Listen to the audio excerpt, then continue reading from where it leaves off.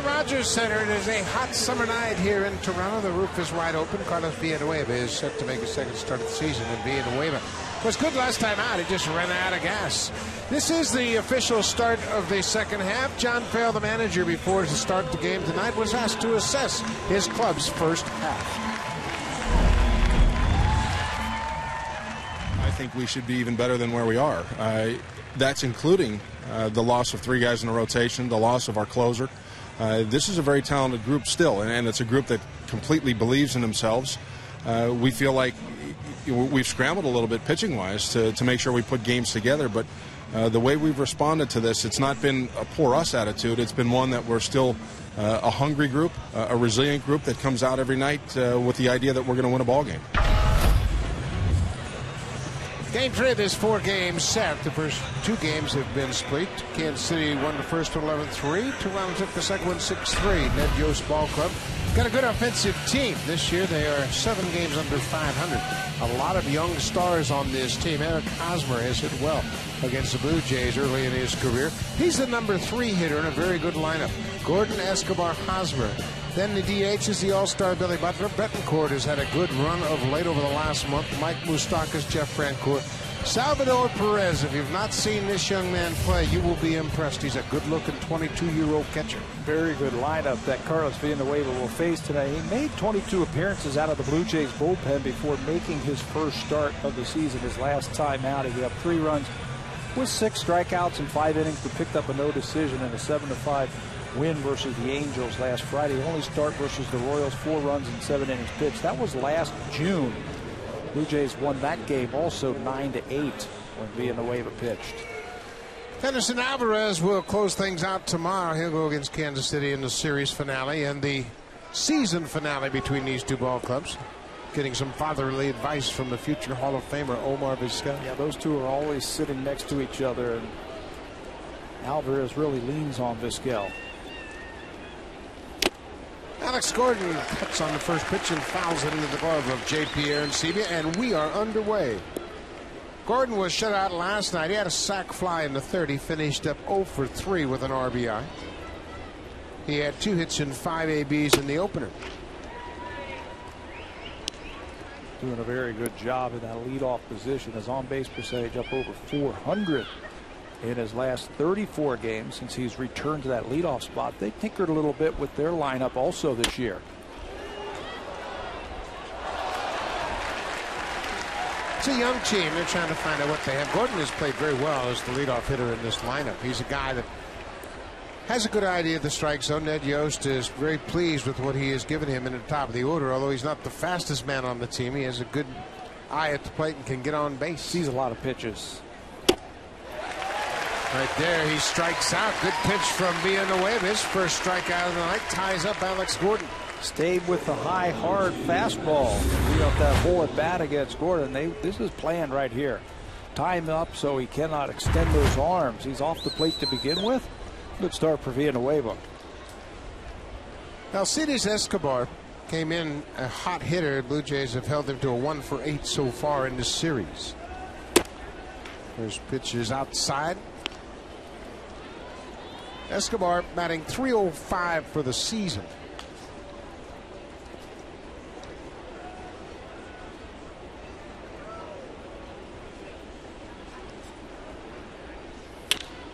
Hits this ball into center field. Colby Erasmus backing up, makes the play. 2 quick outs here in the top of the first.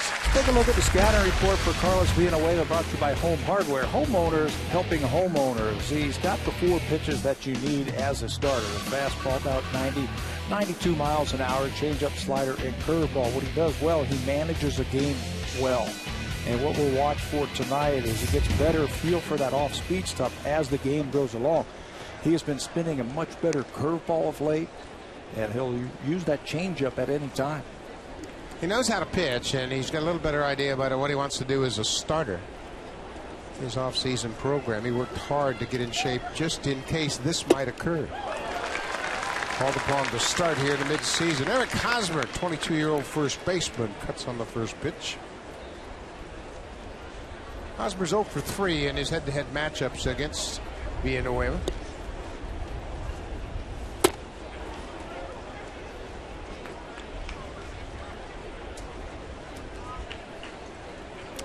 shift is on again for Hosmer, as there are now 3 infielders on the right side. We have seen Brett Lawrie in the past play over there, but right now he is stationed at shortstop. Good fastball on a good spot. He had a way to touch 90 with the last heater.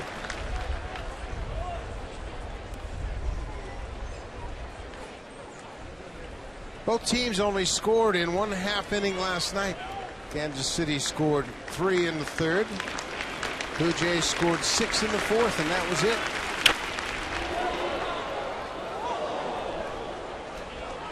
Edwin Encarnacion continues to play very well defensively at first. This is his 33rd start this season at first base. He's committed just 1 error. Lind is the DH, and that's not a bad thing. Lind had his greatest season as a hitter as the DH. Just think about hitting. Don't think about having to run that glove out there. Good breaking ball. There's that curveball that has hurt Villanueva so well. A 1-2-3 top half of the inning with a pair of strikeouts. Top of the order has been on fire. Brett Lawrie, Colby Rasmus, Jose Bautista when we come back.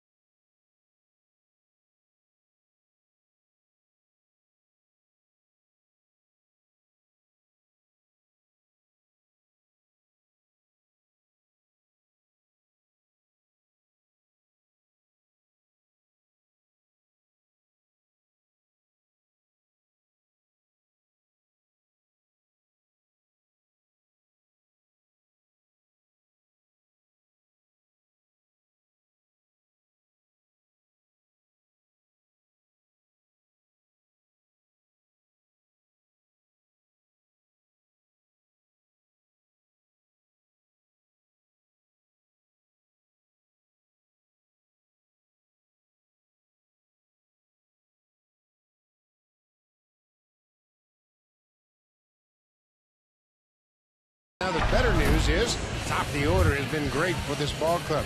Colby Rasmus in the 2 spot has done a terrific job for this season against Kansas City. He's hit .333. He had a 2-home run game back in April in Kansas City at Kauffman Stadium, and he's hit 3 home runs against him this season. Lawrie, Rasmus, Bautista. Rasmus, Bautista, Encarnacion are the only trio in baseball to have 50 RBIs apiece. They've done a great job in the top of the order. Luis Mendoza makes his 15th appearance, 10th start of 2012. He's allowed a run in 5 hits, 8 innings, improved to 1-1 in 4 starts since returning to the rotation of the Kansas City Royals. Blue Jays saw him back in April, and they really hit him hard. There's a good sinking fastball that sinks off the plate for a ball. Mendoza's 28 years old. He signed originally with the Boston Red Sox as a non-drafted free agent. Then he went from Boston to San Diego on a waiver claim, then back to Boston on a waiver claim. Then he was dealt to Texas, and Texas sent him to Kansas City. Brett Lawrie getting a good look at Mendoza. Lawrie went 2 for 4 in the game last night.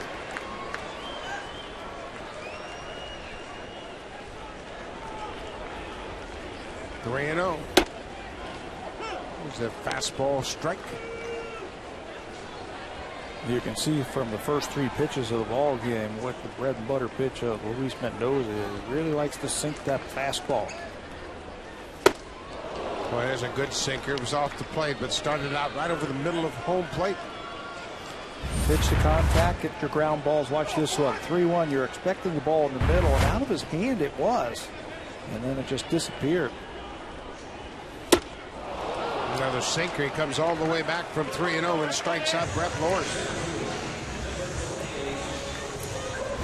Heavy sinker, too, with a lot of movement. Really gets his hand on top of the ball, drives that ball down, which he has to. Talked about his 3 1/3 innings against the Blue Jays back in April. They got 4 runs on 10 hits against them. Just didn't have that type of movement that we saw back in April. Colby Rasmus, .259 average for the season. Well, that's a good sinker.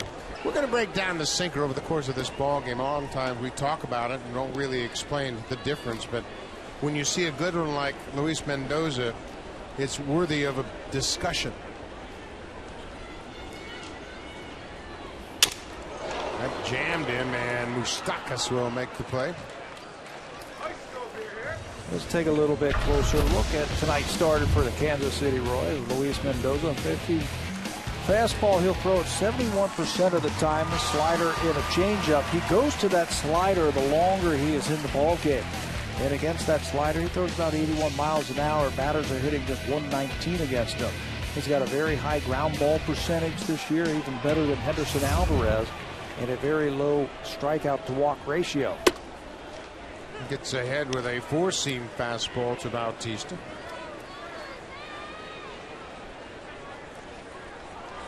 .243 average.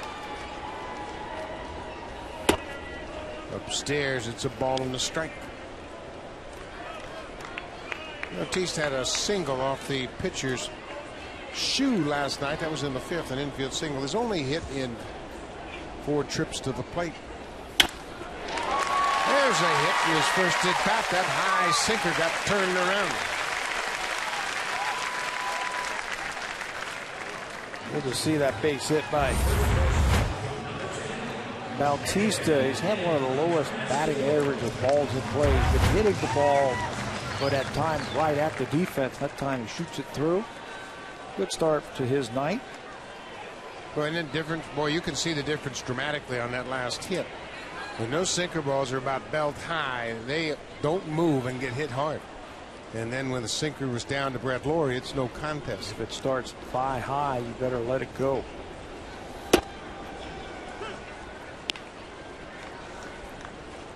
Edwin Encarnacion, we mentioned this trio of Rasmus, Bautista, Encarnacion, each with 50 RBIs.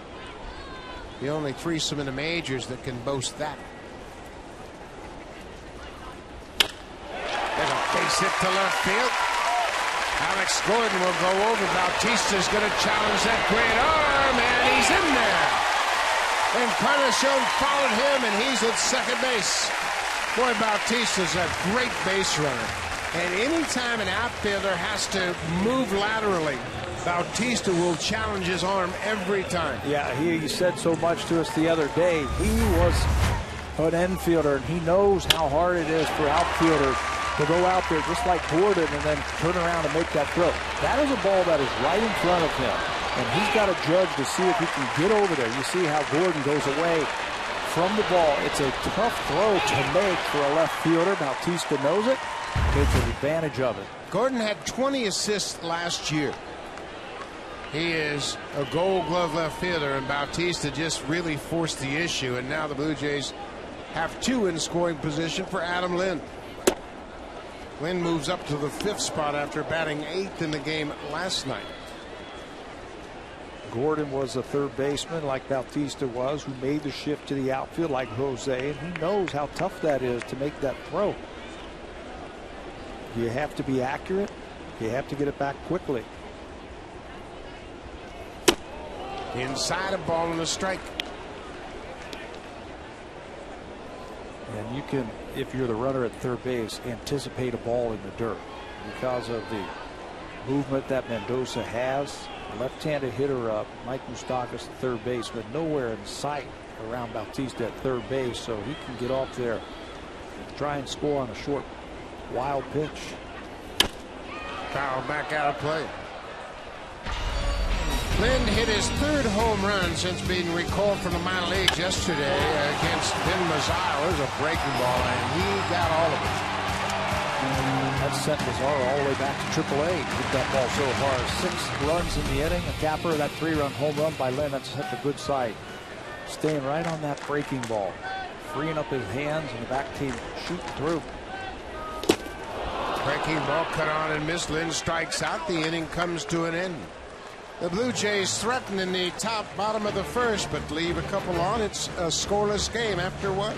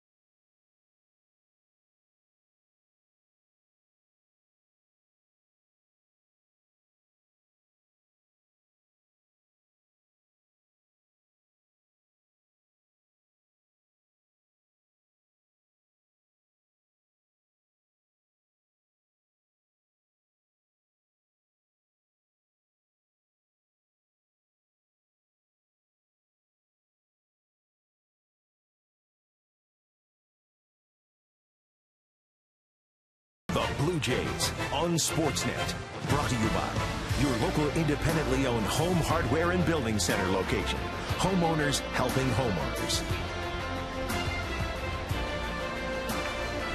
It is truly summer here in southern Ontario, and Lake Ontario has been a busy place.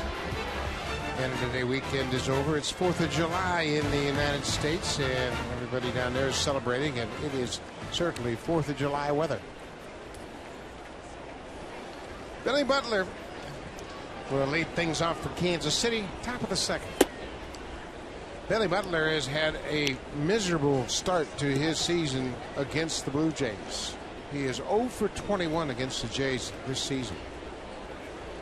I went back and looked at some of his other years, and if he'd had any kind of problems like this, he was 1 for 21 against Seattle in 2008, and that's the closest to anything like this. Butler's a good hitter. He's a very good hitter. He's an all-star. He's got power the other way. He covers all the pitches at the plate. A little bit of a funk now, but Blue Jays have really handcuffed him this year. Last year, Butler hit .393 against the Blue Jays. He was 11 for 28. So you got to give the pitchers credit. They have worked Billy Butler tough.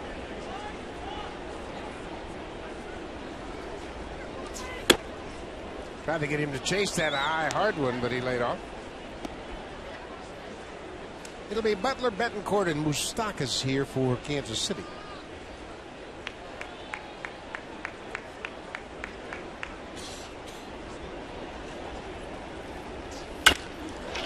Line drive into center. Boy, Rasmus got a good read on that. He broke on the crack of the bat and made a letter high catch. You know, that's how you end up 0 for 22 against a team, even when you hit them hard. And believe me, when the Blue Jays were in Kansas City earlier this year, Butler hit a couple of lasers that were right at the defense, just like that. Rasmus gets a good jump and hauls it in very easily. Kobe does something in center that a lot of good center fielders do. He'll track the flight of the ball from the pitcher to home plate. And if you see that ball is going to be outside to a right-handed hitter, he'll lean toward right field. He'll even sometimes begin to move in that direction. But he's a good center fielder and really works hard at his trade. Not like a runner at second base who's peering in at the pitch towards home plate, and you can see the trajectory of the baseball and you can read the swing of the bat. Isn't that true? You can tell as a base runner when a guy's going to hit a ball. Yes. When it's in a good spot, and especially with 2 outs, you can get a good jump just by watching the flight of the baseball. But there's what Rasmus looks at as he watches Villanueva deliver the pitch to Betancourt.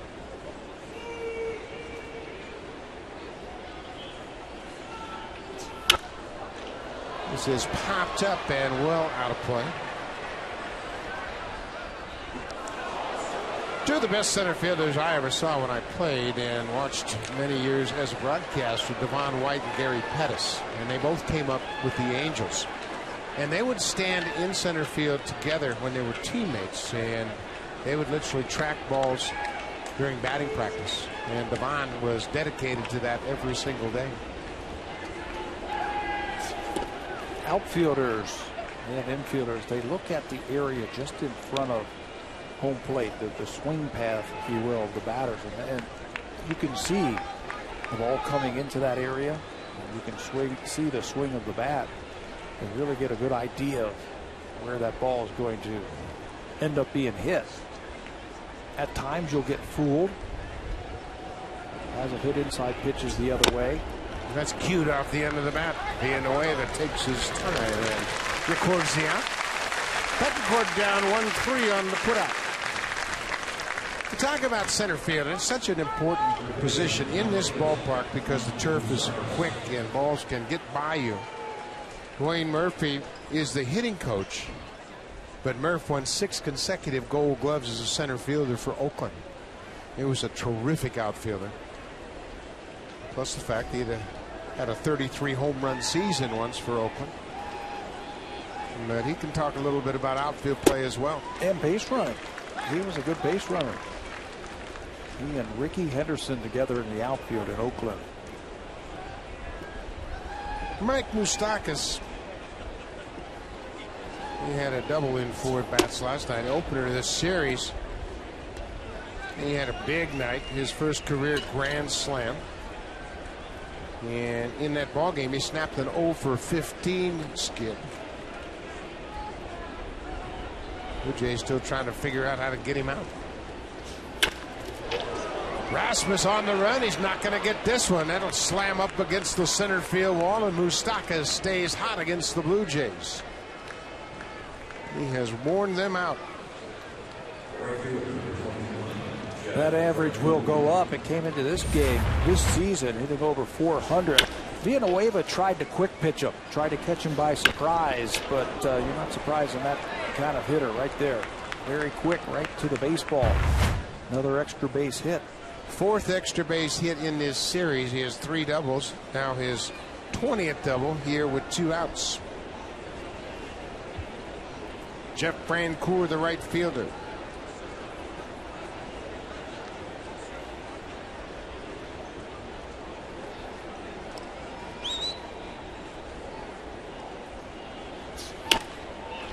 Gets jammed and pops it over the screen out of play. Francoeur had a leadoff single in the 3rd inning. That was the first of 3 consecutive hits. Single, single, double, sac, fly. Kansas City scored a 3 spot in the 3rd, and that was it. Game, set, and match for the Royals in that 3rd inning. That was all they got all night. 2 outs. Moustakas at second.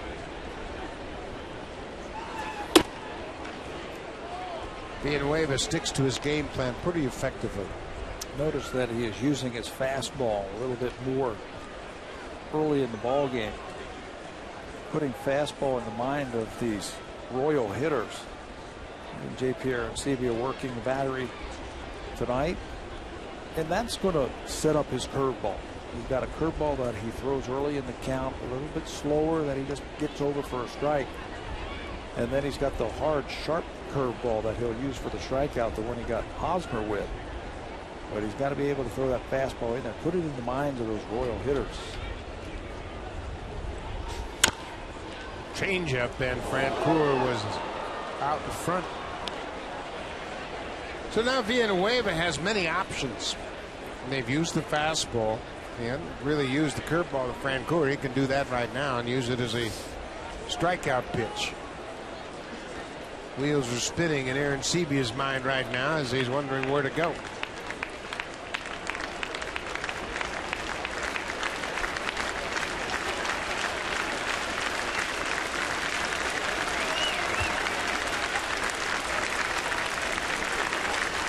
One and two, 2 outs. There's that curveball. Moustakas jogs over to third base. Laurie never moved. The defense was conceding third base to Moustakas. You have to play so deep here in the infield. Runner on second base, 2 outs. You got to knock the ball down any way you can. The ball will get to you quickly. You've got to play deep, and you can't give up your defensive position. So that's an easy stolen base for Moustakas. His third of the season. Now he's just 90 feet away.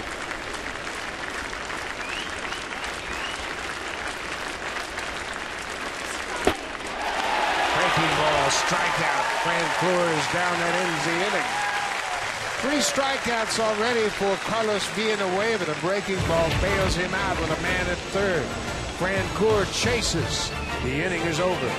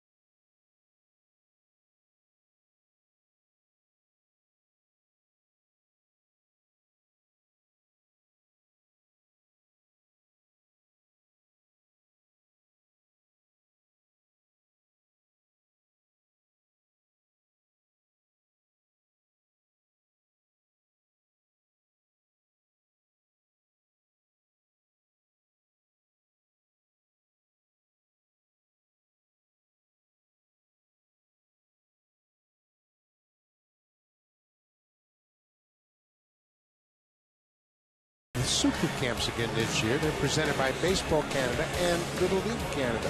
Vancouver, BC will be the site July 12th, 13th, and 14th at beautiful Matt Bailey Stadium. The instructors include Roberto Alomar, John Olerud, Lloyd Mosby, Homer Bush, and Dwayne Ward. Visit BlueJays.com/Baseball Academy for more information. The Toronto Blue Jays are proud supporters of amateur baseball across Canada. What a great opportunity at a beautiful ballpark to receive instruction from Robbie Alomar, John Olerud, Lloyd Mosby, Homer Bush, and Dwayne Ward. And then you can hang around and watch the Vancouver Canadians play in the Northwest League. Blue Jays rookie league team. And there's a possibility you might see Marcus Stroman there before too long. That's the plan from what we hear.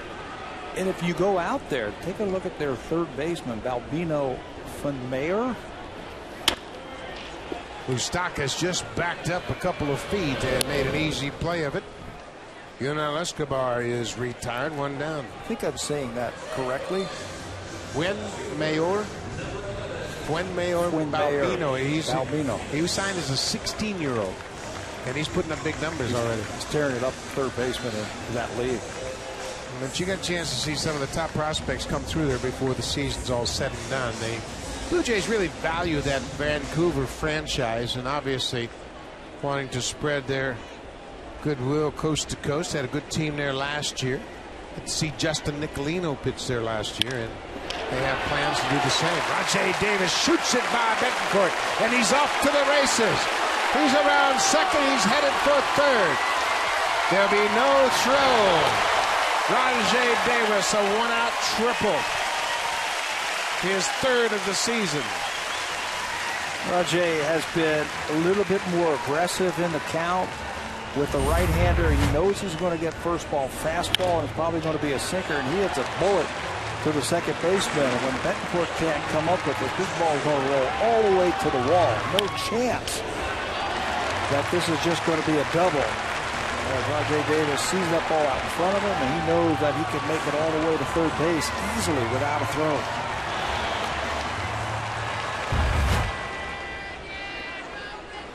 So Davis, as he always does, once he gets on base, has put that hand guard on that left hand. He jammed that middle finger, that left hand, and since he's done that, he wears that protective glove. So Kelly Johnson dropped down into the 8th spot, has a chance to put the Jays out in front. The infield is drawn in. And you better be on your toes with Perez behind the plate. He'll throw to any base at any time. That is quickly getting around the league, how quick he is and how he is not afraid to throw.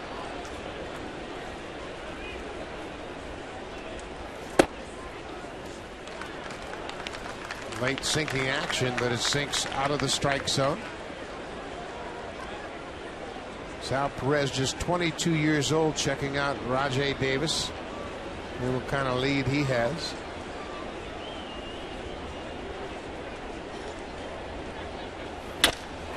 Kelly Johnson hits it deep enough to right. Davis tags up at third, and he'll jog in with the first run of the ball game.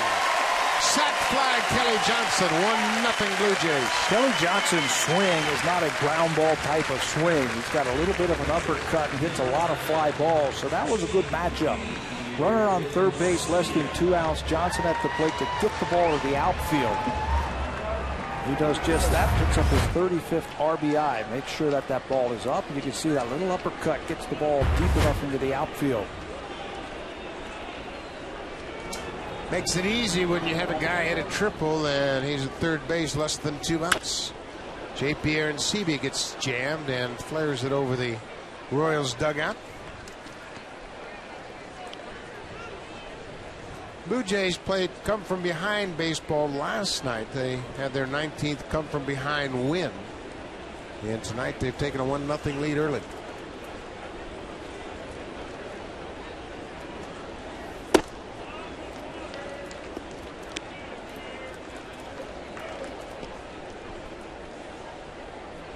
Kelly Johnson hit 5th in the lineup last night, and he picks up an RBI, batting 8th in the order. Arencibi pulls it through the left side. A 2-out base hit for JP.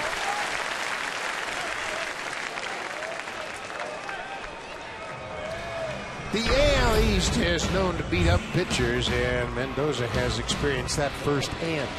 This year against the AL East, New York and Toronto at 9 ERA, whip almost at 2.5. The rest of baseball, he's had decent numbers. That's a lot of base runners, 2.5 whip. His last time out, he went a career-high 8 innings against the Minnesota Twins and beat them 4-3. No home runs, no walks, 5 strikeouts. He did throw 115 pitches against the Twins. That was in Minnesota. Back to the top of the order. Brett Lawrie's had a good look at that sinking fastball. He had to count his favorite 3-0, and Mendoza came all the way back to strike him out.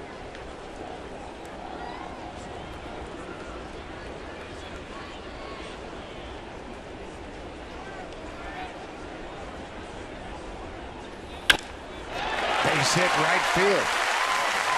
And he had one look at that sinking fastball. His second at bat, he says, I can handle that. Shoots him into right. Yeah, let me make sure he gets that ball up too, because I can see it a lot better. It doesn't sink when it's above the belt. That time that pitch was right down Broadway. Watch where it is. Not a lot of movement when the ball's above the belt. Brett Lawrie takes advantage of that. When you see it high, let it fly. That sinker up there is very hittable. When you see it low, let it go.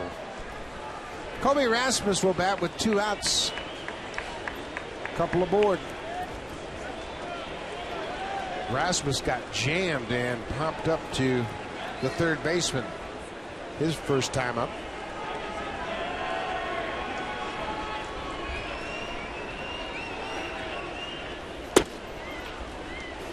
Changeup missed down and away.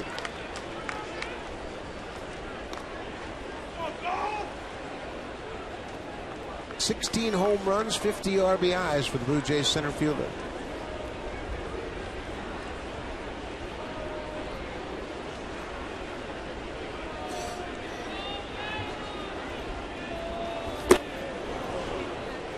Back-to-back changeups, and that had good sink on it.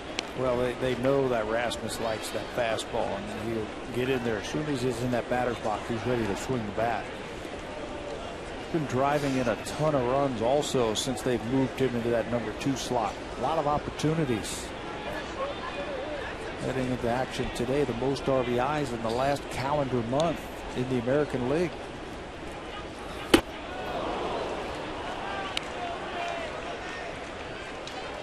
Mendoza's ahead 1-2. Blue Jays have taken a 1-0 lead on Kelly Johnson's sacrifice fly.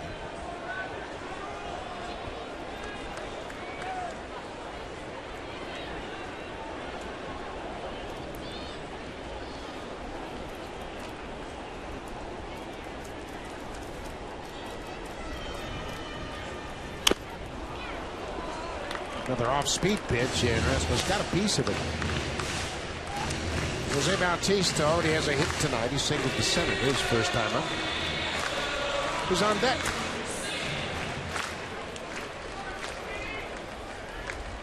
'28-year-old Luis Mendoza working to 22-year-old Sal Perez, and Perez reminding him, hey, let's make a good pitch now. Save these runs on base. Bounces that breaking ball. He buried it in the dirt, and Perez smothered it. It looks like he doesn't want to challenge Rasmus unless he throws a fastball somewhere out of the strike zone. Slider and a changeup. The slider going to be in the dirt. Watch how quickly young Perez gets over there. You don't have to go to your knees. You just have to be able to block that baseball.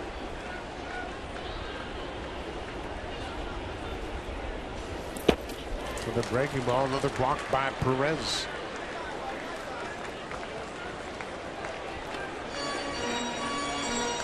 J.P. Arancibia had a 2-out single to left. He's at second. Brett Lowry singled to right. He's at first, and Colby Erasmus with a full count. The runners will be off on the pitch. There are 2 outs.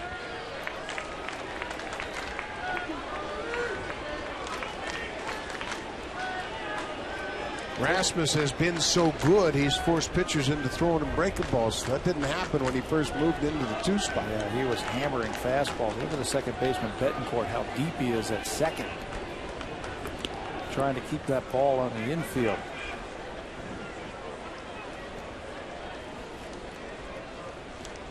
Arancibia needs to get a big jump here with 2 outs. As soon as he makes sure that pitcher is pitching it to home, he's off.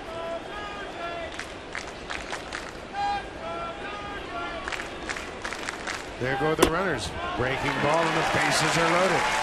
My, oh my, how things have changed. They didn't want to give in to Colby Rasmus, but they'll pitch to Bautista with the bases loaded. How about that? 3-2 slider, hoping that Rasmus would chase.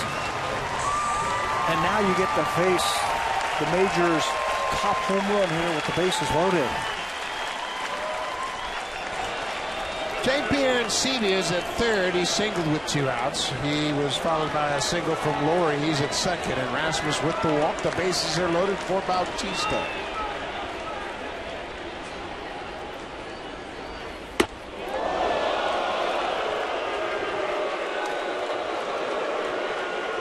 Reaching back for a little something extra right there. He knows he's in a pickle right here. Bases loaded, 2 out. Tries to throw the fastball, and it gets away from him. Reaching back for a little extra right there. That's not a good thing for a sinker ball pitcher. When you do that, that sink will straighten out. Bautista got a high sinker his last time up and singled to center.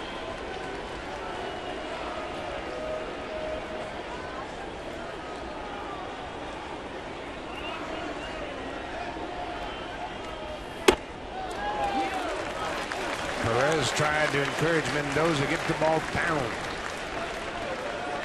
4 career grand slams for Bautista, hitting with 2 outs and the bases loaded. Boy, an early chance for the Blue Jays to bust it wide open. No place to put him. I think we've got to challenge him here. We got to trust that sinker.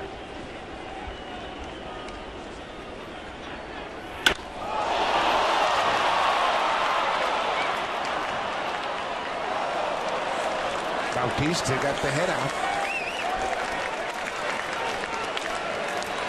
That is way up there.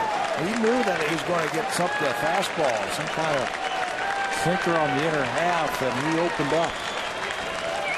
That's where he hit it, way up there. 2-2.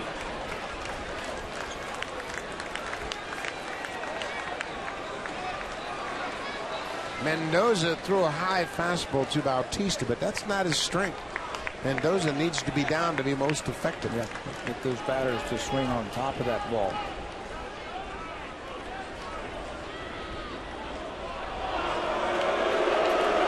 Wants to top to the young catcher. Mendoza was all set to deliver the next pitch, and it had second thoughts.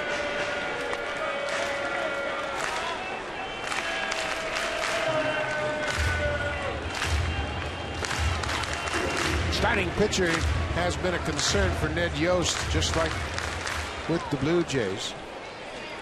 They've lost two of their starters to injuries, and they've had to patch things up.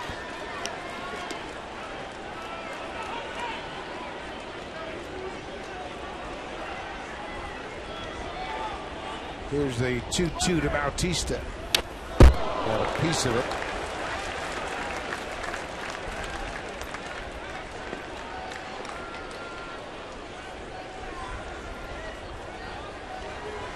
Jose has 64 RBIs. He's third in the American League behind Josh Hamilton and Miguel Cabrera.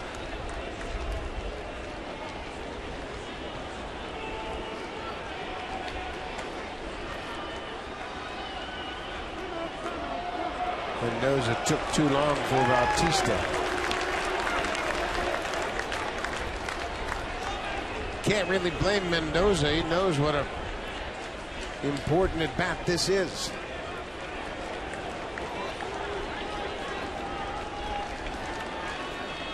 Big breaking ball, and he pitches out of it.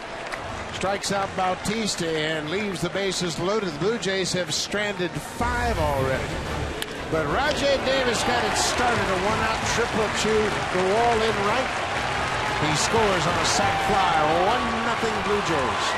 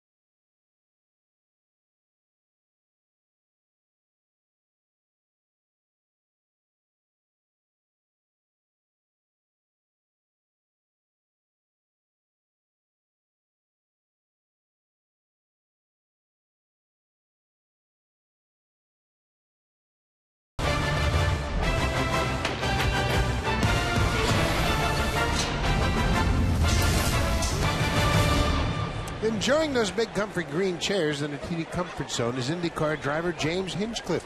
The TD Comfort Zone, courtesy of TD. The Toronto Indy is just around the corner, and James Hinchcliffe is enjoying a beautiful night at the ballpark. A little familiar with Toronto. Kansas City really dodged a bullet. Blue Jays have already stranded 5 base runners in the first 2 innings, but they lead 1-0. Salvador Perez. He's homered in this series already. He is just back from the disabled list. He had knee surgery in spring training, making his 9th start of the season. Tell you how bad he wanted it. He had the surgery at the beginning of spring training. 2 days later, after that surgery, he was doing batting drills while sitting on a chair in spring training. Kevin Seitzer, the batting coach, gave him a couple drills to keep his hand-eye coordination working. 2 days after knee surgery, he's sitting on a chair working on his drills. Tells you this guy wants to be good. That ball is drilled in the gap. Rasmus trying to cut it off. He missed it. And Perez will end up at second base. Colby Rasmus had a good angle on that ball and reached for it, and it tipped off his glove.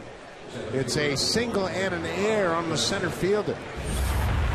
He got there in time. 2-0 fastball that's down, and Perez smokes it into the gap in left field. Now, Rasmus gets a good jump. He gets over. He reaches for the ball. But it takes that last Super Bowl hop, and it bounces off of his glove for a hit in air. That's the 5th error of the season committed by Rasmus, and the Royals have their leadoff batter in scoring position. Gerard Dyson making his first start of the season, of the series, excuse me, and he pops up the bunt, and that's a foul ball. Dyson has appeared in the first 2 games of this series. He pinch hit on Monday night and grounded out, and then had a double against Darren Oliver in last night's game. Can really run. No surprise that he was going to try a bunt right there.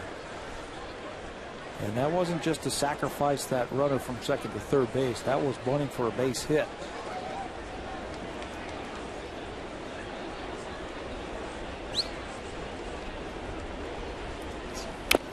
That time he was running for a sack and bunted it foul. So he's in the hole 0-2. Dyson is now 27 years old. He's been with the Royals since 2006. Played junior college baseball at Southwest Mississippi Junior College. And it's been a slow climb through the minor league system. Last year he appeared in 26 games with the Royals. Lays off that inside pitch.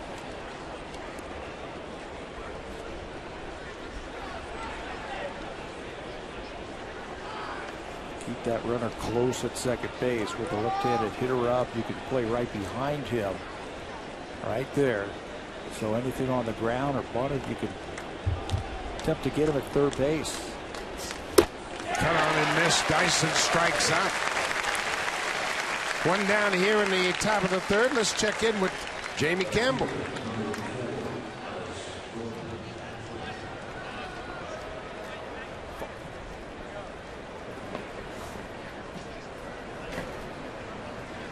Second day in a row, the A's have beaten the Red Sox 3-2. Coco Crisp had a walk-off sac fly in last night's game to beat his former ball club.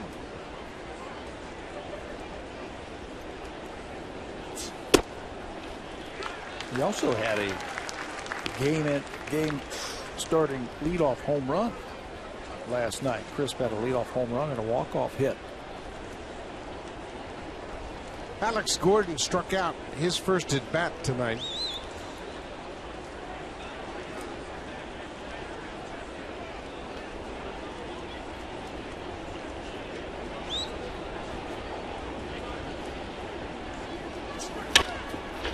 Pops this one into center.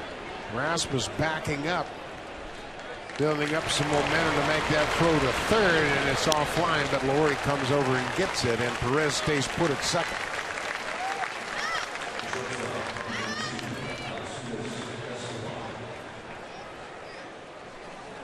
Now that's a cute face.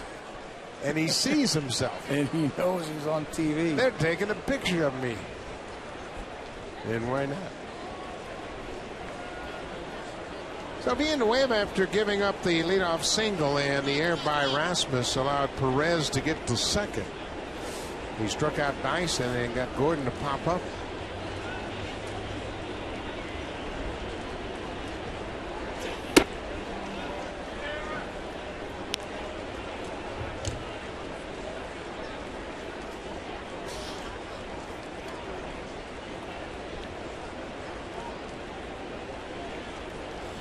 Escobar has just fallen out of the top 10 in batting average in the American League. His average down to 304.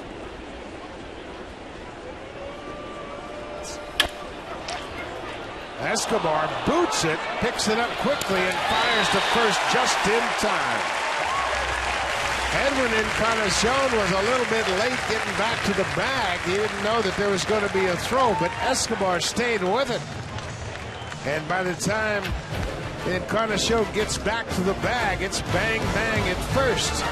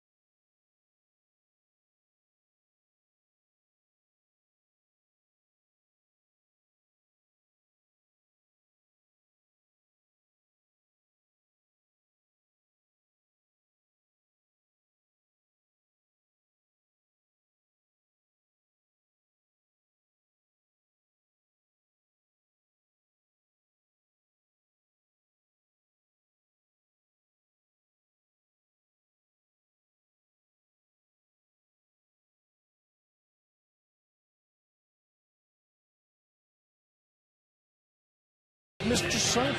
Call the Blue Jays for tickets at 416-341-1234. Log on to BlueJays.com or stop by most Rogers Plus locations and pick up your tickets for Mr. Sub Sunday, July 29th.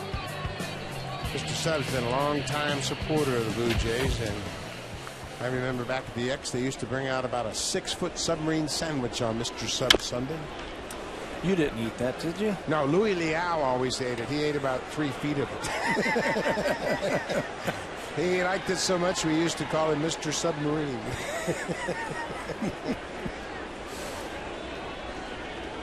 Edwin Encarnacion already has a hit tonight. Pops this one up over near the Royals dugout. No, the catcher can't get it. Bangs off the top of the roof.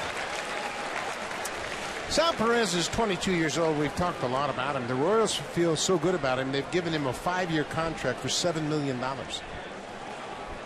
And he came up at the end of last year. But they like his makeup, they like his character, and they love his skills.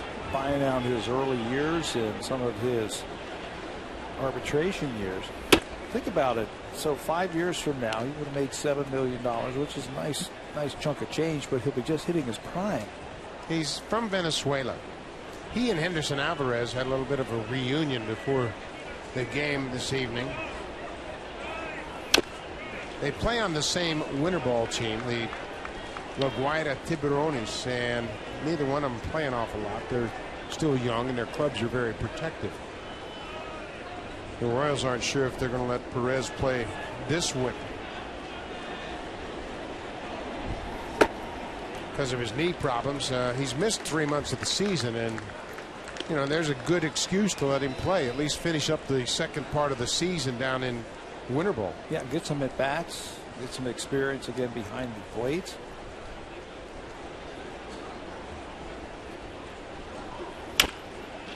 Breaking ball off the end of the bat. Hosmer broke for it. Now it gets back, and they're both at first, and Encarnacion is safe. Miscommunication between the pitcher and the first baseman. Hosmer initially went after the ball. It was hit off the end of the bat. But then he realized the second baseman was going to make the play. Mendoza got in the way and caught the throw. Better hit than that right there. Again, that'll make up for some of those line drives. Ground ball to the second baseman. Now, anytime you can eliminate the pitcher handling the baseball, you got to call him off and you got to shove him out of the way and make the play. Little indecision between the two. Hosmer goes like he thinks he's going to take it, but Mendoza is standing there. Boy, that's a gift base hit, and the Blue Jays will take it. They have 6 hits already, just 1 run. There's a drive down the left field line. That's a fair ball up against the wall. Encarnacion is getting the stop sign at third. And Adam Lind has an opposite field double. Boy, that's another pretty swing. Lind had an opposite field double 2 nights ago, and he stayed right on that ball and drove it down the left field line. You know, it's a level swing. It's a sinker that's going down and away. Instead of trying to lift that ball or trying to guide that ball, just stay on top of it and try to create some backspin on it. The Kansas City outfielders do such a good job of tracking balls and then fielding them and getting back into the infield very quickly. So Encarnacion cannot score, but Lynn starting to show the type of production that John Farrell needs from this lineup. Lynn had the opposite field single in last night's game, part of a 2-hit night. Now Yunel Escobar with second and third, nobody out. The Royals have to play the infield in. Surprised a little bit with nobody out and runners at second and third, making it a little bit easier for the batter to squeak one through, and that's 2 runs. Pops this one up deep into center field. Encarnacion is tagging. Lind as well at second. Encarnacion comes home and Lind advances to third. Good base running by both Encarnacion and Lind. 2-0 Jays. Jays really stress moving up from second base on a fly ball. Unless that ball, you read it, that it's over his head or it's in the gaps, they want you tagging up at second base so you can move up. Lynn does it perfectly. Easy tag by Encarnacion to score the second run. Well, here's a perfect time for a first pitch bunt. Rajay Davis can really push that bunt on the ground. Lind at third base. Davis has a triple already. Not showing bunt. Takes a pitch outside. Davis tripled and scored in the second. Managers at times will give the hitter one swing to see if you can knock him in by yourself, and then they might put that squeeze on. That should get him in. Gordon deep in left, and Lynn tags at third. There'll be no throw to the plate. Rajay Davis delivers. How about the Jays? 3 sacrifice flies tonight, and they lead Kansas City 3-0. Off a sinker ball pitcher also.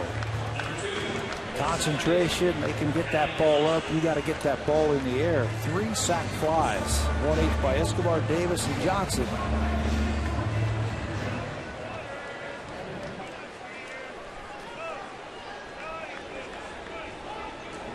Kelly Johnson had one of those sac flies. Came in the second.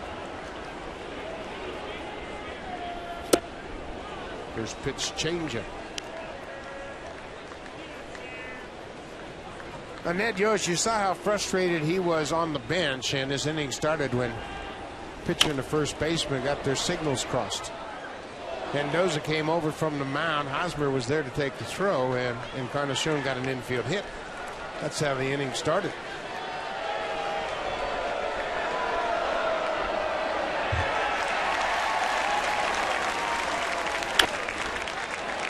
You know, then a double. Yeah, you take the double, you take that infield hit away, 1 out. Then you got a double, 2 fly balls, you're out of the inning. And that's how easily innings can turn around. Yeah, they can get away from it. Just one mental mistake like the Royals had on their infield.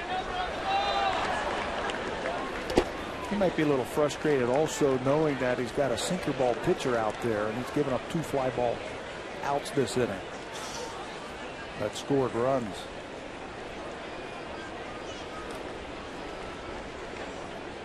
High sinker balls don't fare too well. I don't care where you're playing. We talked about the dynamics of a sinker ball. You would think everybody would be able to throw one, but they can't. It's all on how your hand finishes and how your arm pronates through the delivery, and you put sinking spin on it, and you have to be able to keep your hand on top.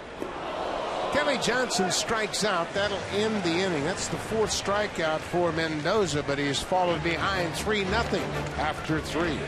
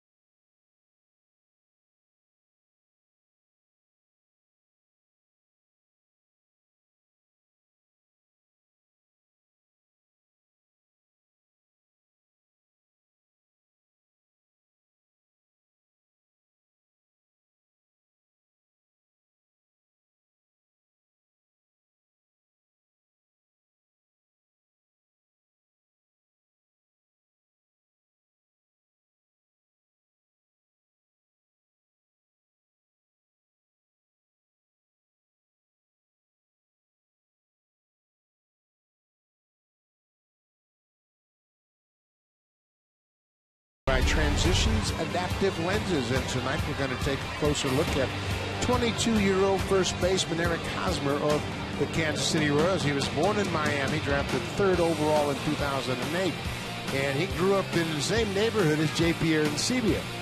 And he loved the Miami Marlins and loved watching Miguel Cabrera play when he was with the Marlins. Spent his summers playing baseball in Cincinnati with that great Midland Redskins organization there in Cincinnati. He told me today that that was some of the best experiences he had in his life that got him ready for pro baseball. Eric's father was a fireman for the Miami City Fire Department. He's retired after 26 years, but being a fireman, he could set up his schedule, and he was always Eric's coach in Little League. And with people like Eric Hosmer, Mike Moustakas, Brett Laurie, J.P. Arancibia, baseball's in good hands with these young players that are coming in. Aren't they personable? Yeah. We've talked to them a couple of different times, but they stopped this afternoon on the way to the batting cage, and we had a nice visit with them both, and they're just so engaging and happy to be in the big leagues and be part of all of this. How about Carlos Villanueva? I think he likes starting. That's his 5th strikeout. He's certainly going to make a case to keep starting. Again, a fastball. He has really used his fastball very effectively tonight, and he has used it up in the zone a couple of times now to Eric Hosmer. He has followed that up with a good overhand curveball, and he's starting to mix in his changeup. But a good starter has got to go through a lineup 3 times. And I think Villanueva has the artillery to do that. Yeah, you can't be a one-trick pony, that's for sure. You have to be able to make adjustments on the fly. I mean, hitters are not stupid. They're going to make adjustments and pick up on things if you fall into patterns. But Villanueva's got a lot of weapons. There's that fastball. And, you know, we talk to hitters all the time, and they never really talk about Villanueva's fastball. It's not going to light up the radar gun, but he uses it very effectively. That's the important thing. How he uses that. He uses it inside. He'll use it high in the strike zone. He'll double up with it at times. He'll throw his curveball and then surprise you with a fastball. That's what pitching is all about. Yeah, he's a guy that you could put in that category of a pitcher that reads bats, watches what a hitter does.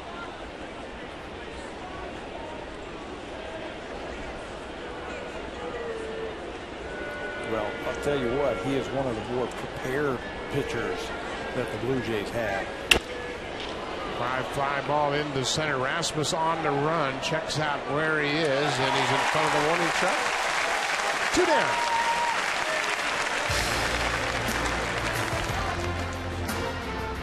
Watch over 50 years of Honda racing innovation at the Honda Indy Toronto, July 6th to 8th. Get tickets at HondaIndy.com. Great opportunity to see world-class racing right here in Toronto. The Toronto Indy race, 6th, 7th, and 8th of July.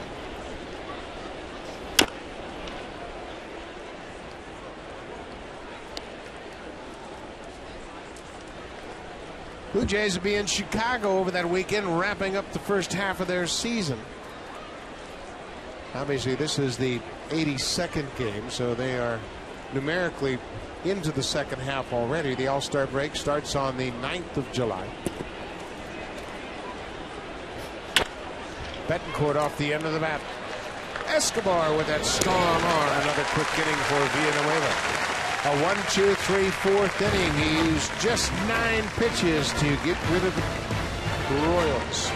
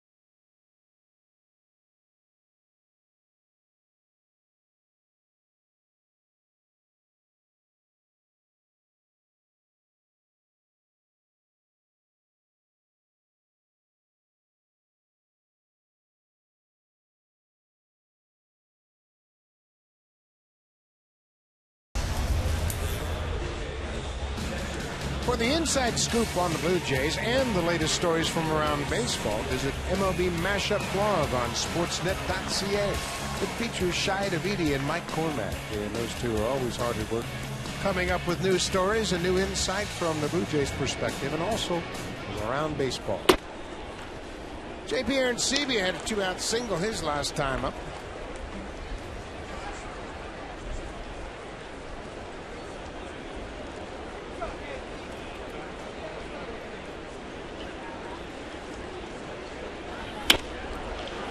Pops this one into center field. Gerard Dyson is in. Francoeur cuts him off. The right fielder makes the catch. We mentioned Luis Mendoza. His bread and butter is the sinking fastball, and not everybody can throw it, but talk about how Mendoza is able to get it moved so effectively down in the zone. Well, it's important that you keep your fingers on top of the baseball so you can pull the ball down. A lot of times pitchers get in trouble when they get their hand on the side of the ball like that, and or their wrist kind of bends over and they get the ball coming this way. You've got to stay on top of it, and you've got to really drive that ball down in the strike zone.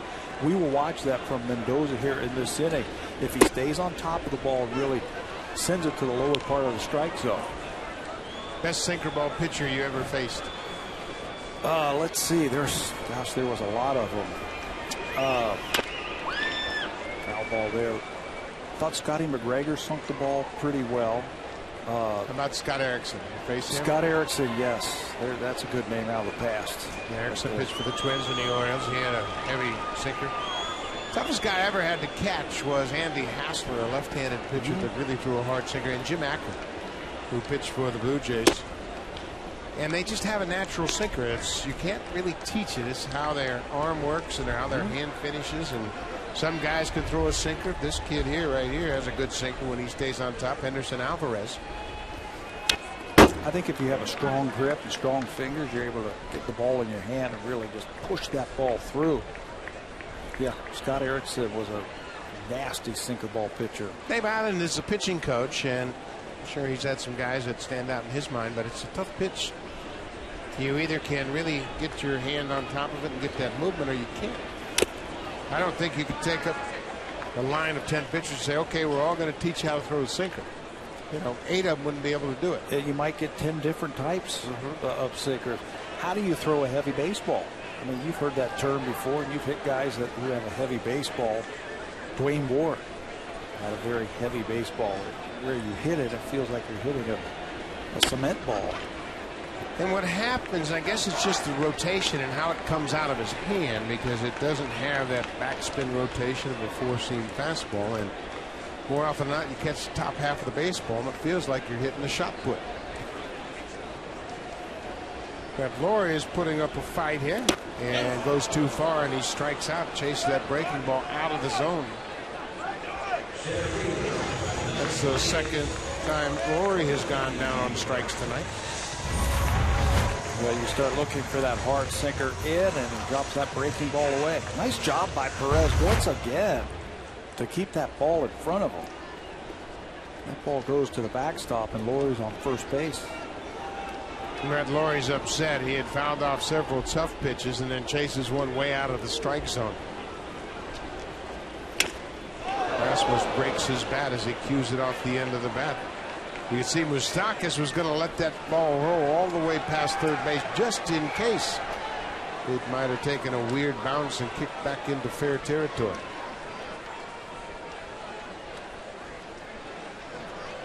Another first pitch, off speed pitch from Mendoza to Rasmus.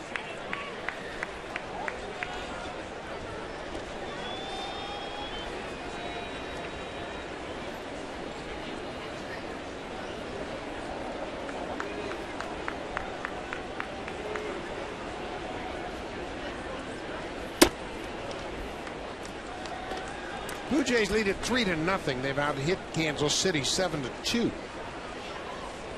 And Luis Mendoza would have been in a much deeper hole, but the Blue Jays stranded 2 in the first and 3 in the second. They've left 5 on base.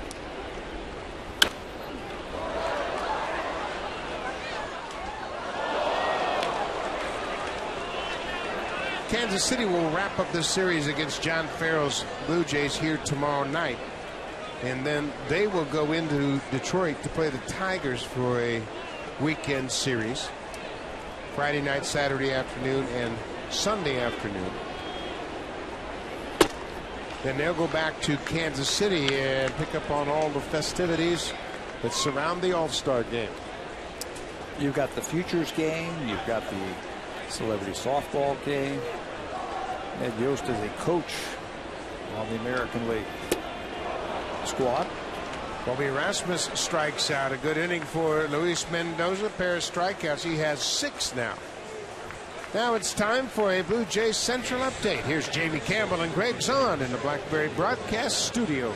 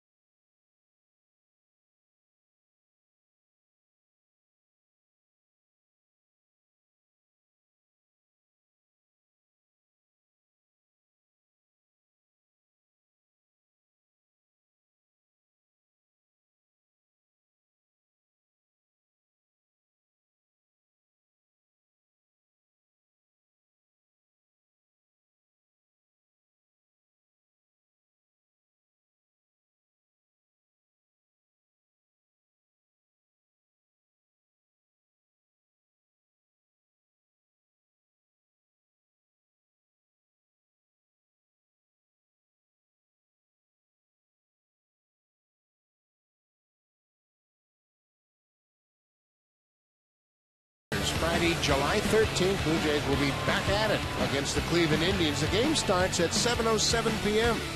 Come down early and enjoy the pregame festivities happening outside Gate 10. Starts at 4:30 p.m. There's a licensed area, live music, and fun interactive games. Call the Blue Jays for tickets at 416-341-1234. Or you can log on to BlueJays.com. Blue Jays will pick up the second half of the season with a 3-game set against Cleveland. Friday the 13th. Come on out. It'll be Friday Fan Fridays. Mike Moustakas. We're going to have to pull him out of Toronto with a tow truck. Got 4 hits in this series, 3 doubles and a home run. He loves hitting against the Blue Jays. He says he really sees the ball in this ballpark. Likes it. Looks very comfortable.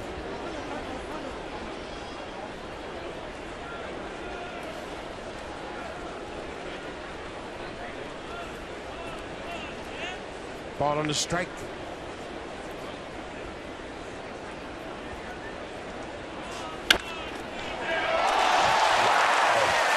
How about Edwin Encarnacion guarding the line and takes another hit away from Mike Moustakas, who is making yet another bid for extra bases.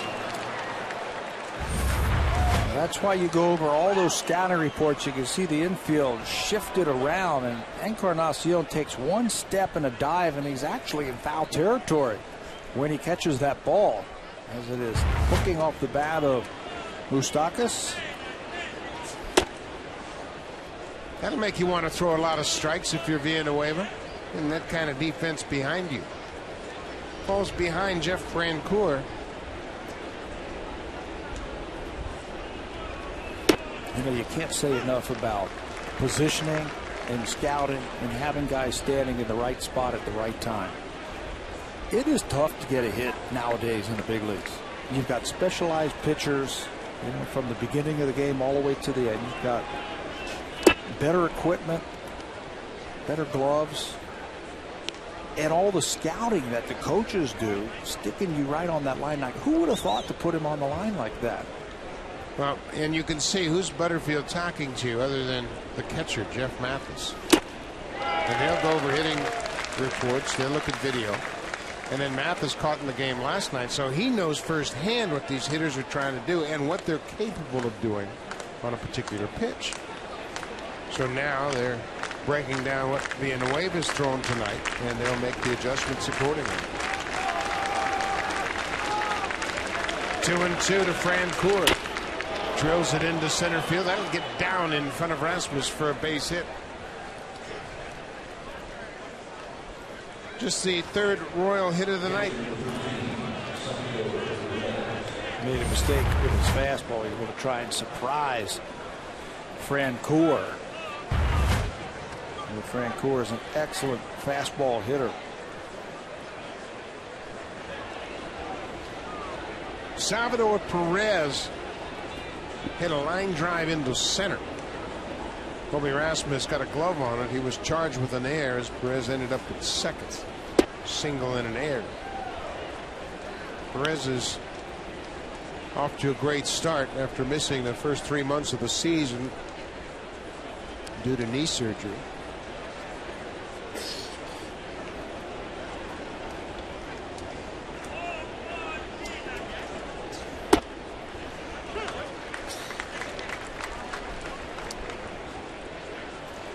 .32 at bats now for Perez this year. He has only struck out 1 time. For a big guy, he does not have a long swing. It's very controlled, very under control. Short.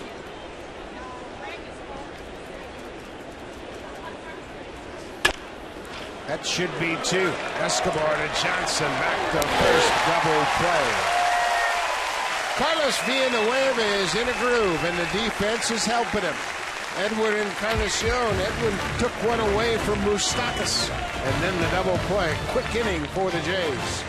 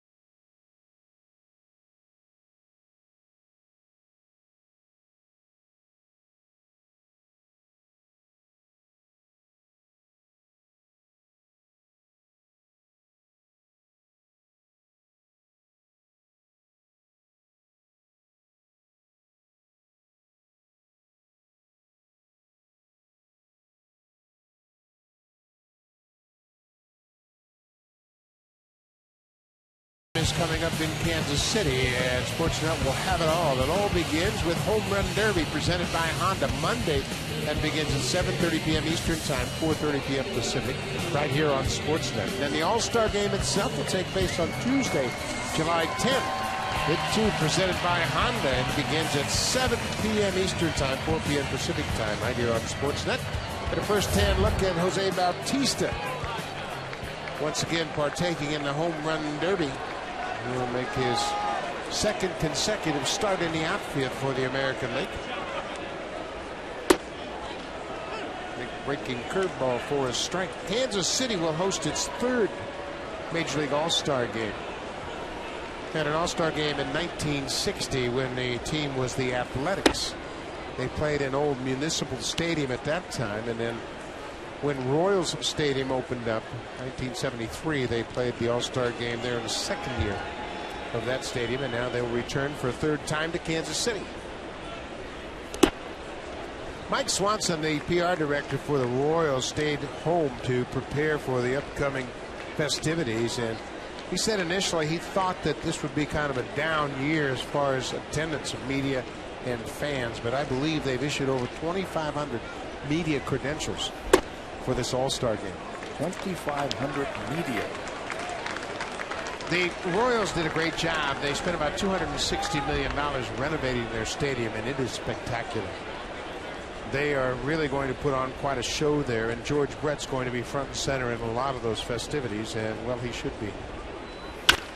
Bautista with another base hit up the middle. He is 2 for 3.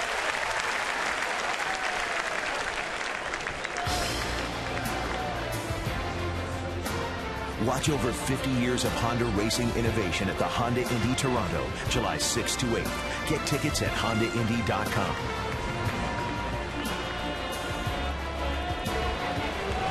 Bit of a Honda Indy car right here at Rogers Center, and an opportunity to get an up-close look at that. Edwin Encarnacion's had a pair of hits tonight. A conventional hit, and then one with the Royals kind of gifted him a hit back in the third. Blue Jays getting them on, and now with good situational hitting, they're getting them over. You know, you were talking about the All-Star game. This has been in the works in Kansas City for about 6 years. They've been trying to get the All-Star game back to Kansas City, and they had to fight off the Boston Red Sox, who really wanted to have it back at Fenway.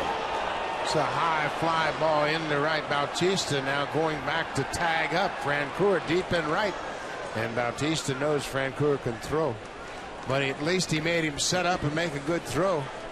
Two of the best throwing right fielders in all of baseball in this game, and Bautista bluffed Francoeur into a hard throw. You better be accurate. Yeah, the Red Sox are in their 100th anniversary of Fenway Park, and they wanted to put on quite a show there, but they had the All-Star game in '99. Yeah. It wasn't that long ago. It's been since '73 Kansas City hasn't hosted the All-Star game. Yeah, it makes a lot of sense. And they were told if they put all that money into the stadium, if they renovated and all that, that baseball would consider having them there for the All-Star game. What a party it was when they were announced that they were getting it in 2012. Yeah, and they did such a great job. They have added a Royals Hall of Fame. They've added a huge scoreboard. It's big screen quality TV in my mind. The concourses have been improved. Fences have been, they've remained the same, but they've added seats to the outfield. And they've kept the original layout of the ballpark and just added beautiful amenities to it all the way around. The uniqueness of Kauffman Stadium are the fountains in the outfield, and if you've never been there, it's a spectacular sight. 0-1 to Adam Lind. Well, the All-Star game always has a lot of great stories, but how about Chipper Jones? He was named as a replacement for Matt Kemp. Found out yesterday before the game he'll be going to his 8th and final All-Star game as he's going to retire. And what did Chipper do that night? He went out and got 5 hits for the 3rd time in his career. Good way to celebrate. been home run distance, but foul into the fourth deck. You know what was the coolest thing about that, about Chipper Jones being named to the All-Star game? He has played in every major league ballpark in Major League Baseball except one, Kansas City. Yeah. And now has a chance to pick that one on his list. There are baseball gods for sure. Well, they have taken care of Chipper Jones. 1-2 to Lynn. Cut on and missed. Another good breaking ball, and Lynn strikes out for a second time. That's 7 strikeouts now for Mendoza. You know, we've been talking about that sinker so much, but neglected that slider, which has been pretty good. Again, in the scouting report, the deeper he goes into the game, the more he turns to that slider to try and get himself out of trouble. That time he strikes out Adam Lind with it. You know, Escobar will step to the plate with 2 outs. He had a sac fly in the 3rd inning, drove in the 2nd run of the ball game for the Blue Jays.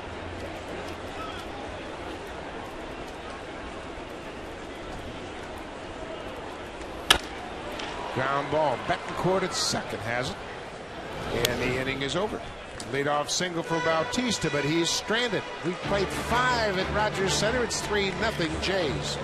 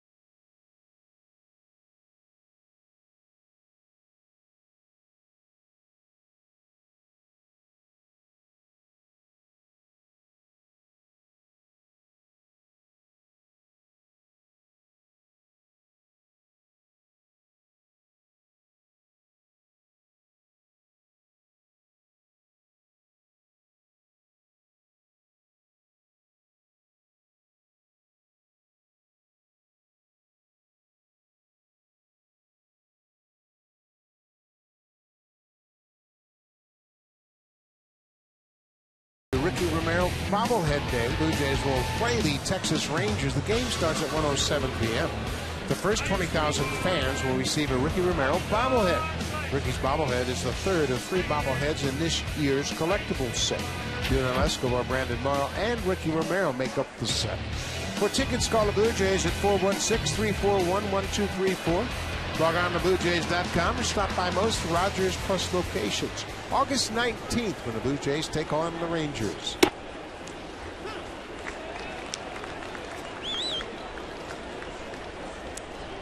Number 9 hitter for Kansas City will be Gerard Dyson. He will lead things on.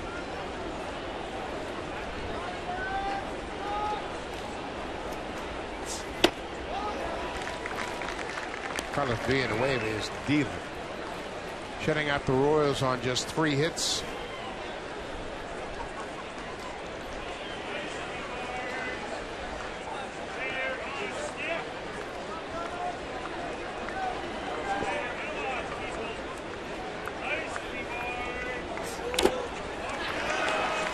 Seavis shows the home plate umpire Chris Conroy the ball, and Dyson is asking for an appeal, and the home plate umpire said, wait a minute. Now Ned Yost has come out of the dugout.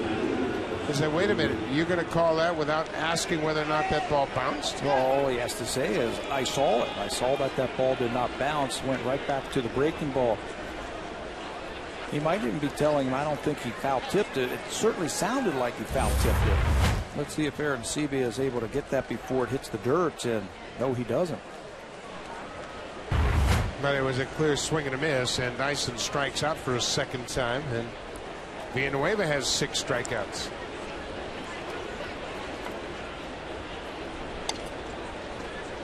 Back to the top of the order. Alex Gordon, 0 for 2. We mentioned Villanueva in the offseason. He lost a bunch of weight. He lost about 30 pounds and got himself into terrific shape. And he said after last season, when he got the opportunity to start, he felt like he wasn't physically prepared. So he made a conscious effort to get himself in tip-top shape. He looks great. He's in great condition, and now he can stand up to the rigors of starting, and hopefully he can continue to pitch in this role. As the season wore on last year, he wore down. And he just didn't have the same bite that he did at the beginning on his curveball. His changeup wasn't as good, and his fastball wasn't as fast. He also said when training to be a pitcher for the Blue Jays, he said, I'm going to train as a starter because I can always go back to the bullpen, vice versa, instead of training for a relief spot, maybe an inning here, an inning there, and then trying to build back up to be a starter. Makes a lot of sense. 1-2 to Gordon. Inside. Now, what you do if you're thinking about training for a starter, obviously you're going to throw more pitches. You're going to run longer distances. You're going to break your body down, conditioning more frequently because you don't have to pitch as often. So Villanueva has a really good idea what he wants to do. It spoils that fastball. I think running is so important for pitchers. That stamina that they need when they are out there. You use your legs so much. You just don't realize how much you use your legs when you're throwing a baseball. So you've got to be in tip-top shape. Right back up the middle, right to Escobar. He loads in a hurry. 2 down. Now it's time for Future Stars, brought to you by Toyota's More For You event on now. These are the Future Stars, the top midseason performances as an A-ball for the Toronto Blue Jays. Aaron Sanchez, Noah Syndergaard, and Justin Nicolino. Look at their numbers. These kids piggyback each other. That's why their starts are down. You only see 9, 10, and 10, but their earned run average, they are just tearing up the Midwest League for the Lansing Lugnuts. And you got to think sooner or later that those kids are going to be moved up one notch up to High A, which is in Dunedin in the Florida State League. Lansing is 53-28 for the season. Certainly those three have had a lot to do with it. Syndergaard last night went 5 innings, allowed 3 hits, didn't walk a batter, and struck out 6. To improve his record to 4-2, but we showed you their numbers as starters, and they have been great. And those are the guys that all the teams are asking for when the Blue Jays are talking about trade. Those are the first ones they ask for. So do you trade them? Me? No. I don't trade them. But then again, I'm not the manager. The manager has a little different mindset about things. He sees his team, hey, we got a lot of offense. We can pick up a couple of arms now. We can make a run at this thing. And that's always a challenge. Alex Anthopoulos, to his credit, recognized the dearth of players in the minor leagues. They were empty. The cupboards were bare in the minor leagues when he took over, and they had to replenish the cupboard, and they've done it dramatically. But unfortunately, because of that 8-year span of the previous regime, poor scouting, poor developing, and they just didn't have any players. And there was a big gap between A-ball and AAA. I'll give you AAA because there's 3 prospects down there that are big-time prospects. But it's going to be a while before you can really count on those drafted and developed players, the homegrown guys. They've had players here, but they haven't had the type of players that are championship players, that are difference makers, the Robinson Canoes or the Derek Jeters or the David Price. David Price, I mean, top drawer. Evan Longoria, those types of players. And Now, to their credit, Buck, they haven't had the top 5 draft pick like the Tampa Bay Rays have. When they got David Price and they got Evan Longoria, I'll give them that. But they just haven't had those stud players. But now to get back to possibly different agendas, and I can speak from experience, a manager has a very short-term agenda. Yeah. And it might be 3 years until those pitchers get here. Yeah.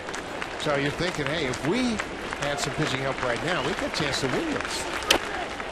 But of course, there's like 24 other managers around baseball saying to their general manager, hey, you give me some pitching help, I think we got a shot at a postseason berth. You know what is not working in the Blue Jays' favor is that extra wild card. Extra wild card means more teams think that they are in it, meaning more teams think that they need that one more pitcher to put them over the hump. And having more teams in, it's just driving the prices up to those pitchers who might be available. Yeah, and some of the demands are ridiculous. You know, you got a pitcher who's going to walk at the end of the year, and they want your right arm and your left leg. Yeah, your 3 best pitching prospects for a rental. I don't see it. Not now. Maybe 1st of August, the end of August. That July 31st deadline is the first one. And boy, we've seen a lot of shuffling of rosters in Kansas City. Made 4 roster moves today. They brought up Nate Adcock and Lewis Coleman, a couple of relief pitchers, and Upson, Vin Mazzaro, and designated Mitch Meyer. So everybody is shuffling their rosters dramatically. How about that at bat by Escobar? Bautista's looking at first. Escobar hustles, and he fouled off several pitches during that at bat and ends up with a single to right. You can see why he is a 300 hitter. He can foul off the tough pitches and then stay back on a breaking ball and just shoot it to right field. Ideally situated in that number 2 hole. That's what Ned Yost wants out of their number 2 guy. He fouled off 4 balls with 2 strikes and ends up with a 2-out base hit. That's just the 4th hit for the Royals tonight.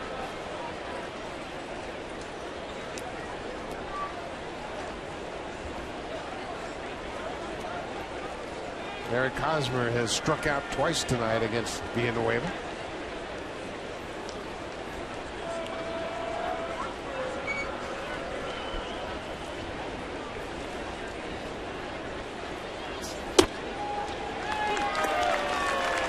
Bautista always with his head up comes up like he's going to throw.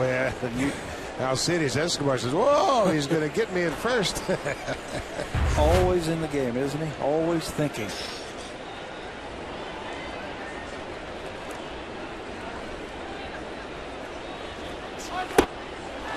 Eric Hosmer has had a nightmare of a night trying to connect with that breaking ball. Trying to figure out if it's a fastball or an overhand curve. He has started him off with fastball up his first 2 times up and then finished him off with a curveball. 0-2, you don't want to make a mistake here.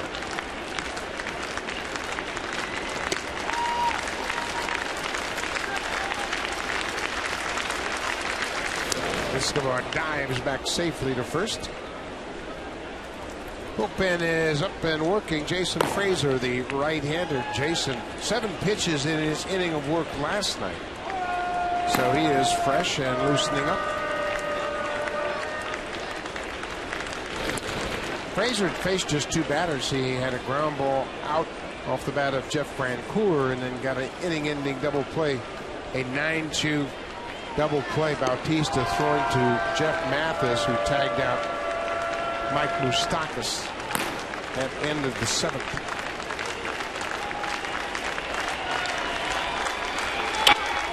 Hosmer really grinding to get that breaking ball. Pulls it foul.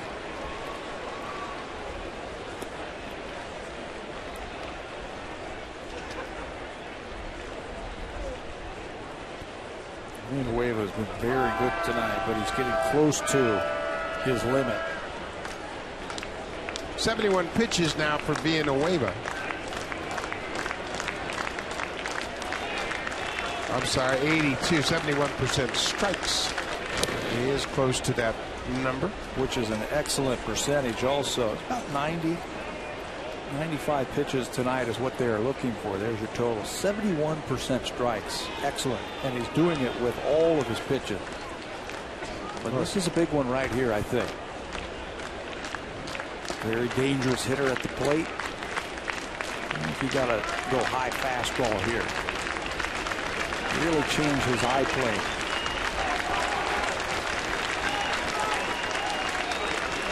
There goes the runner. Fouled straight back.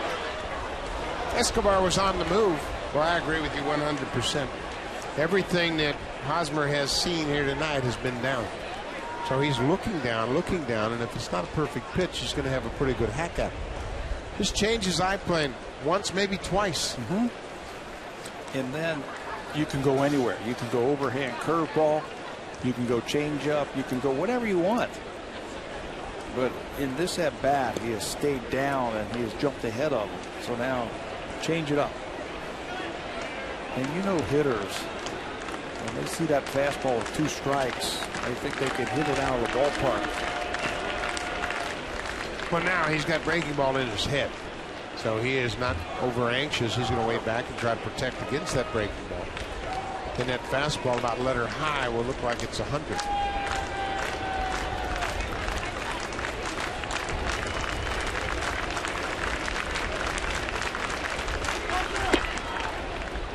Pitch out. 0-2. They were guessing that Escobar was going again.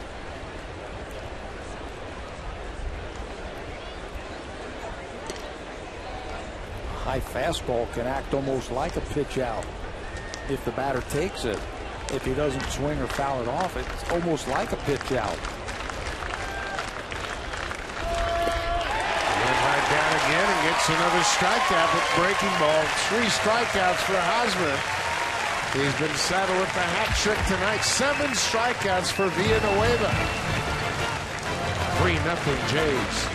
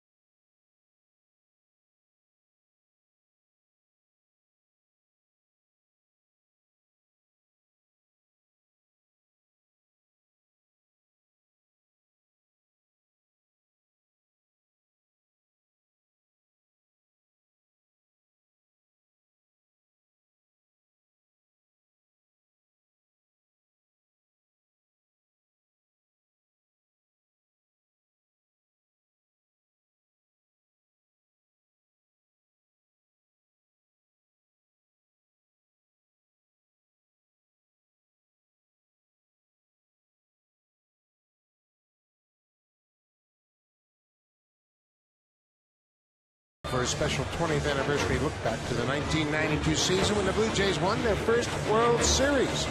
You'll get interviews with all the great players, lots of great photos, all kinds of information. Sportsnet Magazine on newsstands now. Lots of great memories for the players, the coaches, and for the fans, as that was the first back-to-back World Series for the Blue Jays. Number 12 right next to those banners was a big part of those two teams. I got my copy, Buck. You do? Yeah. Pretty good looking magazine. Got a nice cover. It is shot. A very good articles in here. If you have a chance to see it right there. You remember that right there? I do remember that. Thing right there. Excellent articles. A lot of things to talk about. A lot of things to read about. A lot of memories to go back and think about. Well, obviously, that's where everybody wants to get to again in this organization. They have fond memories, and Blue Jays did it right. They built it up and reached the crescendo in '92, and to go back to back And I can remember hearing the talk all around North America how the Blue Jays had won the first World Series outside of the United States. It was quite an honor. Rajai Davis continues to impress with the bat. He's had a triple and scored and had a sac fly. The Blue Jays have hit 3 sacrifice flies in the game tonight. And if you're wondering about the record for sac flies in a ball game, it's 5. There's a good breaking ball, and well, Pat, you were right on the money with the scouting report. Later in the game, that slider has been huge for Mendoza. With 1 out, let's check in with Jamie Campbell.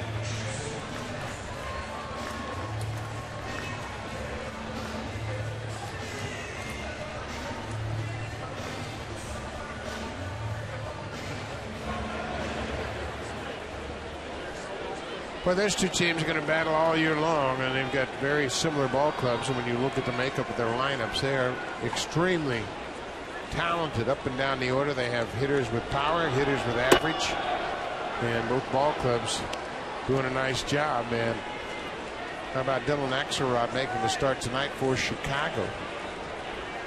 Blue Jays got some good news. Yeah. Sunday, no Chris Sale.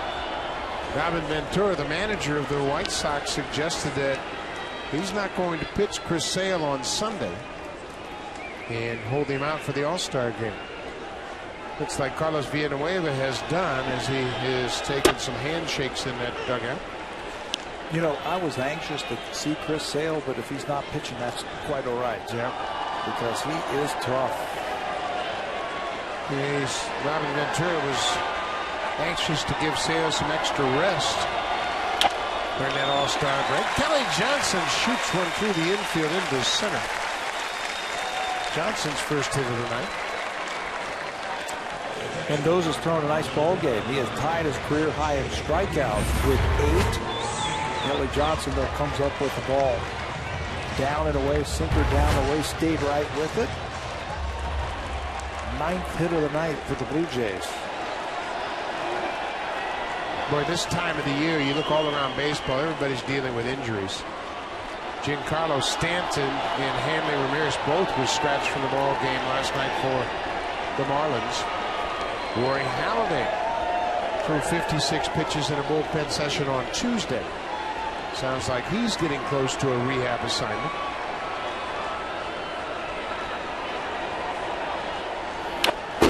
Darren Sevier fouls it straight back. How about the Boston Red Sox? Daisuke Matsuzaka goes on the DL with a neck problem. Will Middlebrooks has a hamstring problem. And all of a sudden, the Red Sox are thinking about trading for a third baseman. Didn't they just trade one? Boy, oh boy.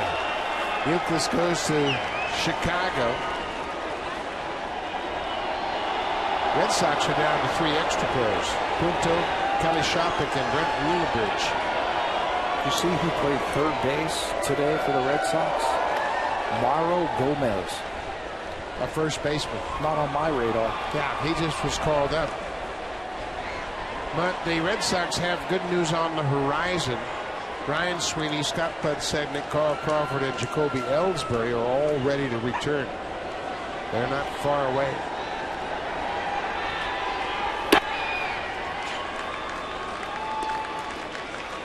Chris Coleman, who has just been recalled from the minors, is starting to loosen up. Boston sent Clayton Mortensen back to the minor leagues. And how about this? They reached an agreement with Bobby Jenks to buy him out of his contract. He's done with Boston. A lot of player movement. Yeah, we're going to see a lot more. Once you get into the All-Star break and teams have time to assess their needs and their wants, second half of July is going to be busy. Yeah, a lot of trades, possibilities.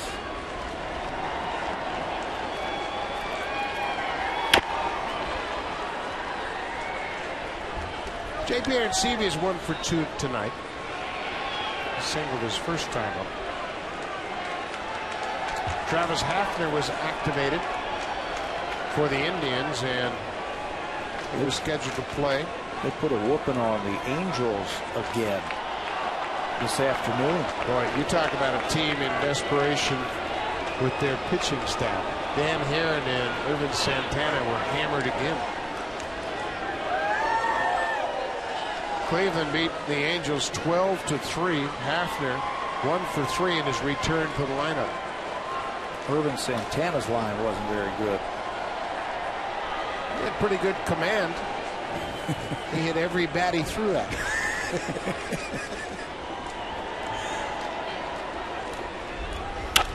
Aaron Seavey hits it off the end of the bat. Dyson broke back, but he's got great speed. Makes an easy play of it.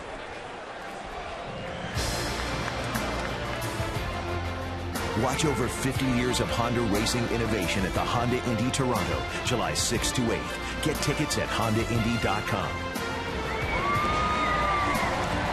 The Honda Indy will take place over that weekend in July, and that's one of the Indy drivers, James Hinchcliffe, here in attendance tonight with a front row seat. Well, if the weather holds like this, it'll be a terrific race here in Toronto. Racing around the exhibition grounds down on the lakeshore should be a great event. 2 outs. Snap throw to first.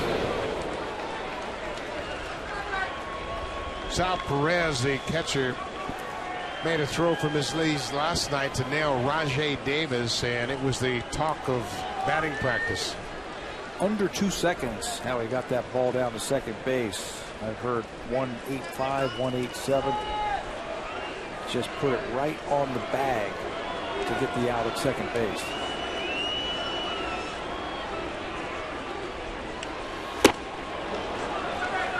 Down and in. Brett Flory has a single in 3 at-bats. Having trouble right now on that sinking fastball, recognizing if it's a strike or a ball.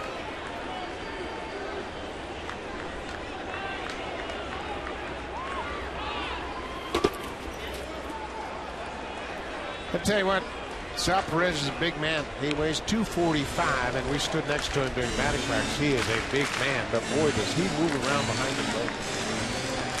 The similarities that we keep hearing about is a young Ivan Rodriguez. Now, they aren't built the same, but their catching style is about the same. Quick feet, good soft hands, and a nice arm. 2 balls and a strike to Brett Flory. Pops it back. Well, there's a link between those 2 catchers and a coach on the Royals staff. Chino Calahia, who's the bench coach, was with Texas when Pudge signed as a 16-year-old. Chino, I asked him today about the similarities. He says obviously physically Pudge was a little guy. And this is a big man, but boy, their skills are so similar. And he thinks the arm strength is almost identical.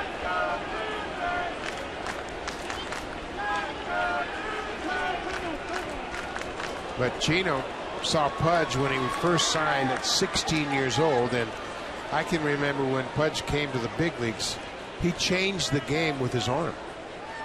And just like Perez, he makes you think twice about running. Yeah, shut it down. He can fill up that catcher's glove too. He makes that catcher's glove look tiny because his hands are so big.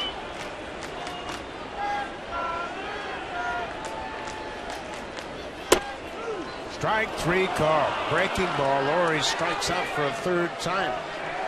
That's 9 strikeouts now for Mendoza, and that slider in the middle innings has been an effective weapon.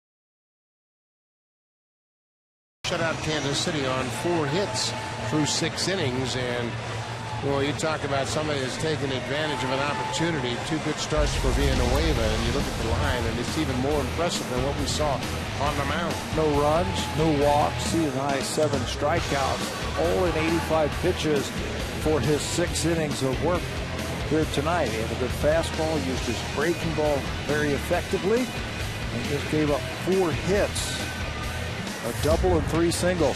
New pitcher for the Blue Jays. This will be Jason Frazier. And for the 37th time this season, we saw Jason come out of the bullpen to pitch in the 7th inning last night to get through an inning.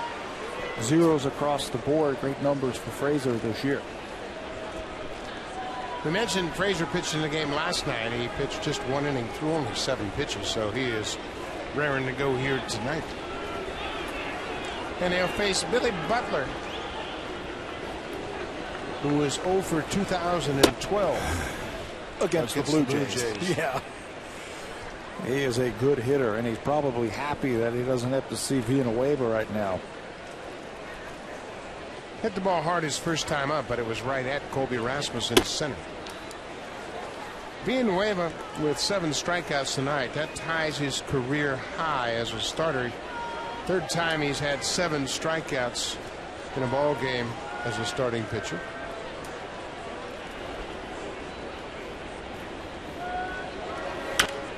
Pop back out of play. Let me correct myself. He's had 7 strikeouts as well as a reliever. This year at Texas, he pitched 4 1/3, had 7 strikeouts against the Rangers in relief. So it's his 3rd 7 strikeout game of his career. 2nd time he's done it as a starter. He had it working tonight. Fastball, very good curveball.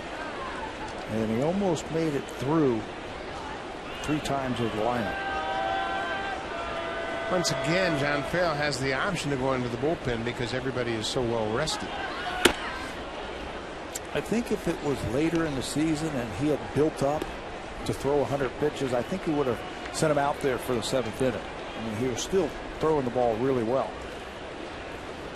But again, you're in the middle of the order for Kansas City. You got a fresh arm in Frazier, and why push her up? And you make a great point. It's just his 2nd start. Billy Butler will take a leadoff walk. That starts the 7th. Man on, nobody out. Let's check in with Jamie Campbell.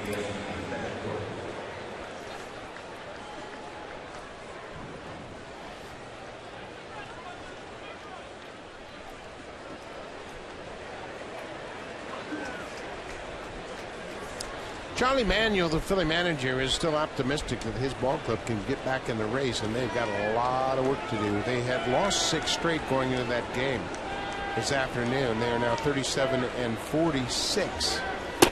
They're 9 games under 500 in last place. And you can be optimistic, but sometimes you have to be realistic. They're in the bottom looking up. Assuming that they get Roy Halladay back quickly and he's healthy and the rest of the pitching staff stays healthy, I think they've got that part covered. It's the hitting part that has really held the Phillies back this year. Ryan Howard is in rehab at AAA. He has finally gotten healthy enough, so he is back now. He's on a rehab assignment, and he played for Lehigh Valley for a 2nd day in a row yesterday. So he has really gotten closer to the big leagues. They got Chase Utley back, and he homered in this first